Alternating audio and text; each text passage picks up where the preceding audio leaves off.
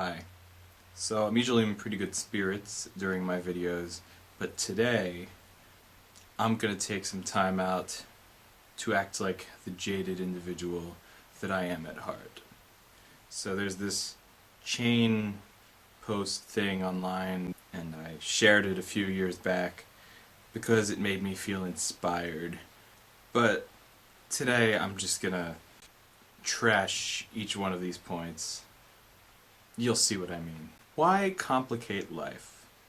Because life is complicated. And if you are a simpleton, you'll never savor all the different flavors of the world.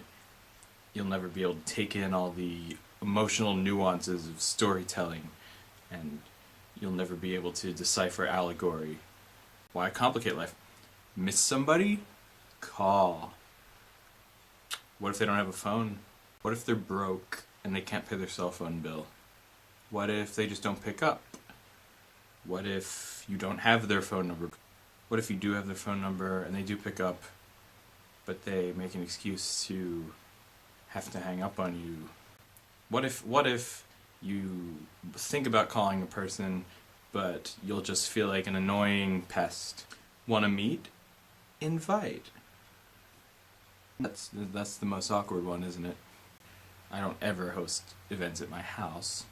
It takes a long time for me to get to know someone in order to ask them to go somewhere with me. But people are busy, and who says that they want to take time out of their busy schedules? I mean, look at Facebook. I get invited to stuff on Facebook from people who I haven't talked to in so many years, and I don't go, and I don't know if they actually care about me going. Want to be understood? Explain.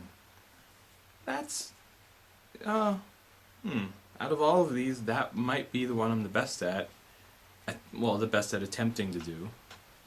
I post notes on Facebook, I post status on Facebook, and I realize, see, there's a pattern to what I'm saying here. Facebook, don't use that to be understood. Just don't. It's not a good place to be understood.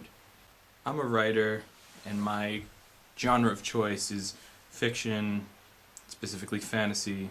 So I would rather leave clues in fiction and then leave it up to interpretation, because subjectivity. Have questions? Ask. What kind of questions? I had a chemistry test today for trivial things like that, for academic things, I should say. You don't need to ask questions to anybody except for your professors. So, I mean, otherwise it's just a matter of studying up, isn't it? But you can't really study up on people who you want to get to know. But a lot of questions are, unless they're trite, like just small talk, which I hate. What are you feeling right now? What are you insecure about? How long do you have to know a person to ask them that? You don't really ask those questions. Maybe they should be asked more. Some people might want to talk about those things. Don't like it? Say it. Okay, alright, well, this one is a little bit polarizing because I think the world is pretty good at that. Pretty good at being critical of me saying that movie adaptation sucked. That album sucked because, oh man, they were so much better. Their early stuff, dude. Yeah. We live in an age where, Simon Cowell is a pretty iconic figure, and he says things that he doesn't like. So does Gordon Ramsay from Hell's Kitchen. More than saying that he doesn't like something, he throws the plate at you. Yeah, I would say we live in a pretty spoiled world where people are hypercritical of their entertainment. I've always had a problem saying when I don't like something, because really it's not hard to please me. I'm pretty easily entertained, actually. I'm pretty open-minded to creative liberty. Let's see. Like it, state it. Well, I think people are pretty good at doing that too.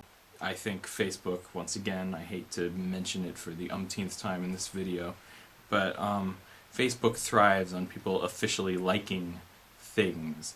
Because if you don't like it on Facebook, who says you really like it at all? Want something? Ask for it. Please, sir, I want some more. Now, I think we can all learn something from Oliver Twist, and that is that you can't always get what you want, and that is something we can learn from Mick Jagger. If you want something, ask for it. You can't really do that because things are expensive. and the world costs money. And then it ends with, nobody will know what's going on in your mind.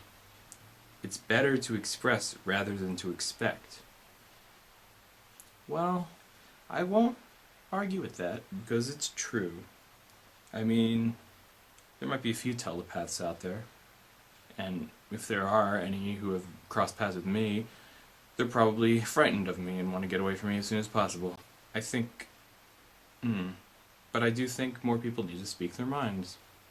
If you already have the no, take the risk of getting the yes. If we've learned anything from Jim Carrey... Well, you know what, never mind. What if you don't already have the no? What if it's a maybe? There is a middle ground, there is a gray area here.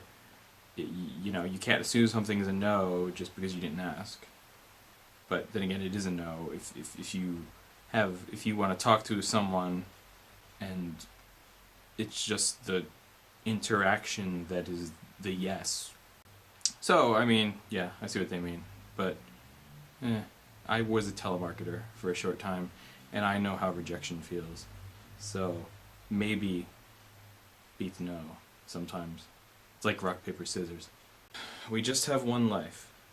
Keep it simple. YOLO is a pretty popular term. It's true that we only have one life on this planet. I, for one, believe in an afterlife. I guess the question I ask myself, and that everybody asks themselves, is what should we do with this playing field that has been given to us? And sometimes simplest is best. Because if you keep it simple, you won't overwhelm yourself with tasks, and you'll keep your eye on the goal of whatever it is you've set out to accomplish here. And that has been the thought of the day from LouisTheRavenheart, the philosopher.